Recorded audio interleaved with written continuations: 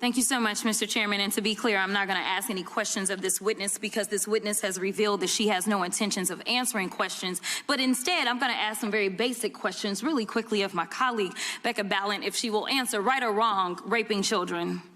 Wrong. Right or wrong, killing random citizens.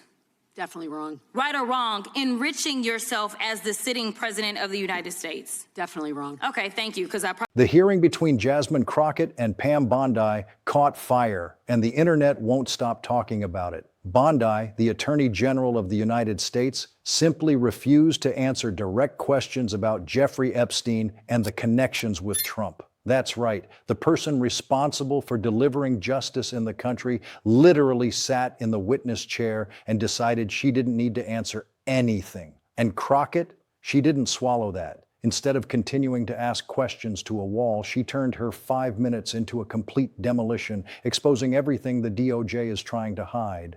From the thousands of documents linking Trump to Epstein, to the absurd persecution of journalists while sexual abusers walk free out there, the atmosphere got so tense you could feel the discomfort coming through the screen. Bondi didn't expect to be confronted this way. But first, don't forget to subscribe to the channel and leave your like on the video. Thank you so much, Mr. Chairman. And to be clear, I'm not going to ask any questions of this witness because this witness has revealed that she has no intentions of answering questions. But instead, I'm going to ask some very basic questions really quickly of my colleague, Becca Ballant, if she will answer right or wrong, raping children. Wrong. Right or wrong, killing random citizens.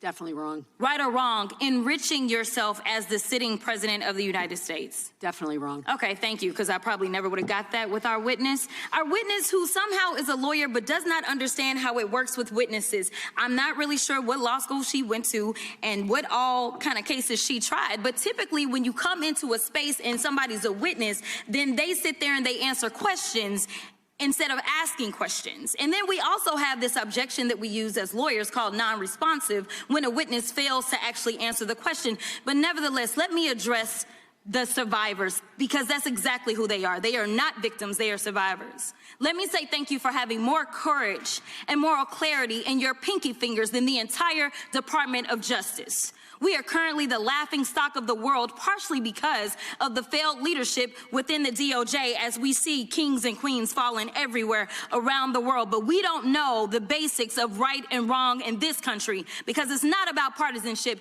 And that's why I applaud Thomas Massie, because he's the only person on the Republican side that has a backbone and knows how to stand up to corruption. But nevertheless, let me keep going. My Democratic colleagues have been attacked this entire committee hearing. They have been lied on, and frankly, the American people weren't looking for that. They were looking for answers about the corruption that they see coming from this administration. In the written testimony of this witness, of this particular witness, she stated that when she took office, she had two main goals. The first was to end the weaponization of justice, and second, to return the department to its core mission. Not only have you lied about both, you've intentionally done the exact opposite. You're spending more taxpayer resources arresting journalists than you are prosecuting pedophiles and creeps. In fact, your boss, the President of the United States, stated that this administration, quote, took the freedom of speech away. And at your direction, DOJ has arrested Don Lemon and Georgia Fort. And I might add that y'all actually had a judge that rejected y'all for trying to arrest Don Lemon before, just like the grand jury rejected y'all as it relates to Senator Kelly, just like a grand jury rejected y'all as it relates to Senator Slotkin, just like the case against Tish James was dismissed and the case against Mr. Comey was dismissed. I completely don't get how it is that you're sitting at the top of DOJ because you don't seem to be good at your job. You're spending more taxpayer resources arresting these journalists. In fact, we know after Georgia Fort and Don Lemon were arrested, we know that there were homes of journalists that were raided. We know that threatened prosecution against students protesting your actions and forced tech companies to remove apps used to track ISIS activities. But let's circle back to you protecting pedophiles and creeps, because I want to talk about the president and his possible involvement with Jeffrey Epstein. Now, I don't know what the president might have done with Jeffrey Epstein, but unlike this administration, I believe that facts matter. So let's talk about the facts. Fact number one, Donald Trump is one of the most named people in the Epstein files. At least 5,000 files contains more than 38,000 references to Trump, his wife, or Mar-a-Lago.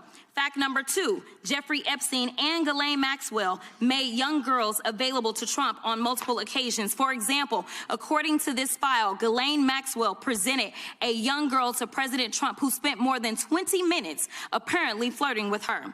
Here's another example. This shows notes from FBI investigators that describe Jeffrey Epstein transporting a victim to Mar-a-Lago to meet with President Trump, where he bragged to Trump that, quote, "This is a good one." Now, I'm not saying that the president is a pedophile, but there is a lot of evidence in these files that suggests that he's very close friends with a lot of men who are pedophiles. What's crazy about all of this is just that this is a big cover-up. And this administration is engaged in it. In fact, this administration is complicit.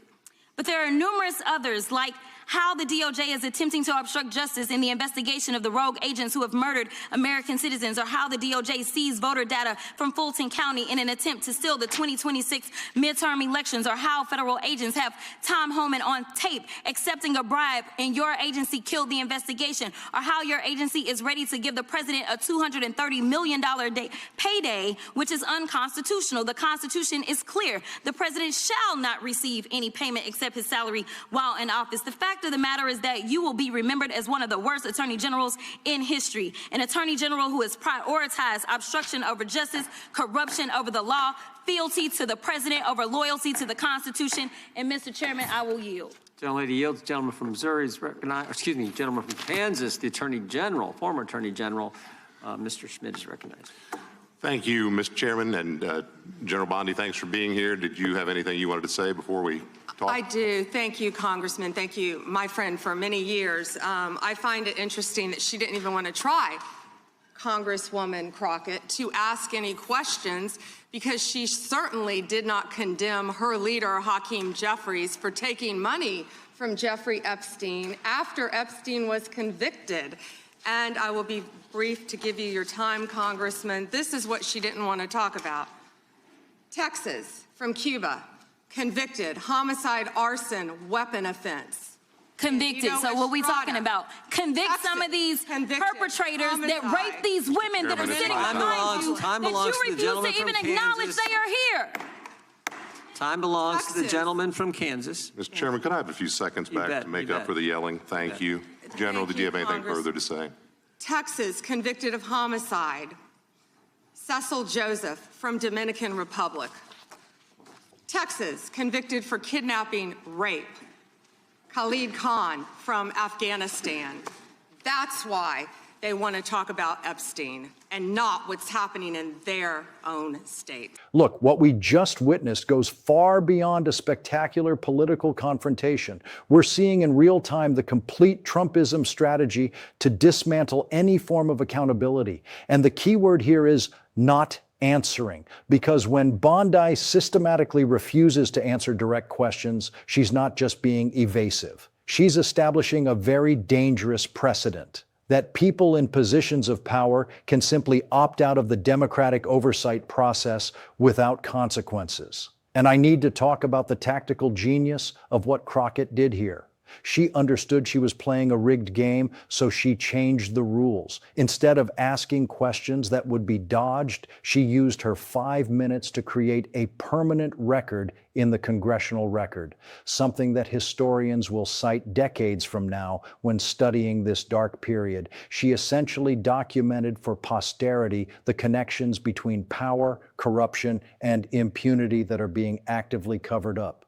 But here's what really makes me outraged. While survivors of sex trafficking, people who were brutalized by a predator connected to the most powerful people in the world, wait for justice, Department of Justice resources are being diverted to persecute journalists. Think about the message that sends. The state isn't interested in protecting the vulnerable. It's interested in silencing those who expose the powerful. This isn't justice. It's modern feudalism with a legal veneer. And about the Epstein files, here's a reality that the mainstream media is terrified to say directly. There are thousands of pages of documents linking Trump, his property, his circle, to one of the biggest sexual abuse schemes in modern history. We're not talking about internet conspiracy theories. We're talking about documentary evidence in court cases. And the person who should be investigating this is refusing to even acknowledge the question.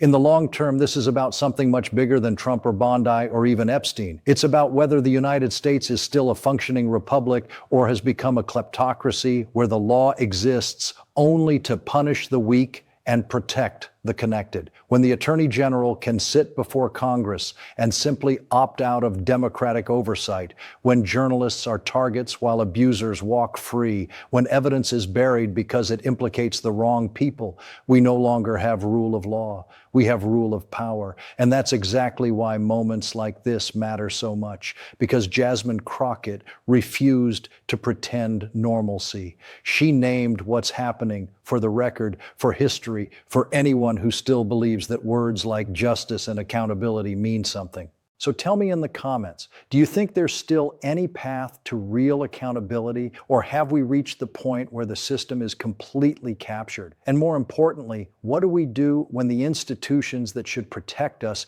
become complicit?